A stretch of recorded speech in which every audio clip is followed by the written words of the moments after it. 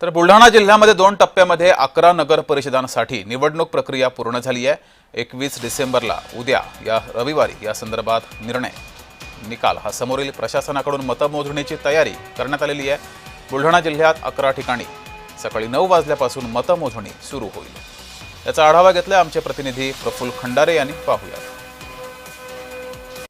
बहुप्रतीक्षित अशा नगरपालिकेच्या निवडणुकांचे निकाल जे आहेत ते 21 तारखेला जाहीर केले जाणार आहेत। त्यासाठी प्रशासनाकडून संपूर्ण जय्यत तयारी जी आहे ते करण्यात आली आहे। एकंदरीतच गेल्या अनेक दिवसांपासून या स्ट्रॉंग रूम मध्ये ईव्हीएम समोर पोलिसांचा कडा पहारा होता। त्याचबरोबर आता आज झालेल्या निवडणुकांच्या ईव्हीएम मशीन देखील या स्ट्रॉंग रूम मध्ये आतापर्यंत हलवण्यात आलेल्या आहेत। त्यामुळे सकाळी 9 वाजल्यापासून या संपूर्ण निवडणुकीच्या मतमोजणी प्रक्रियेला सुरुवात होणार आहे। त्यासाठीच या मतमोजणी केंद्रावर तब्बल 18 टेबल या ठिकाणी उभारले गेलेल्या या 18 टेबलच्या माध्यमातून संपूर्ण मतमोजणी प्रक्रिया जी आहे ती सकाळी सुरू होणार आहे आणि त्यानंतर खऱ्या अर्थानं नगरपालिकेच्या या निवडणुकीमध्ये मतदार राजांनी कुणाला कौल दिलाय हे संपूर्ण चित्र स्पष्ट होणार आहे। त्यामुळे राज्यभरातील संपूर्ण या निवडणुकीच्या मतमोजणी प्रक्रियेकडे सर्वांचं लक्ष लागलेलं होतं।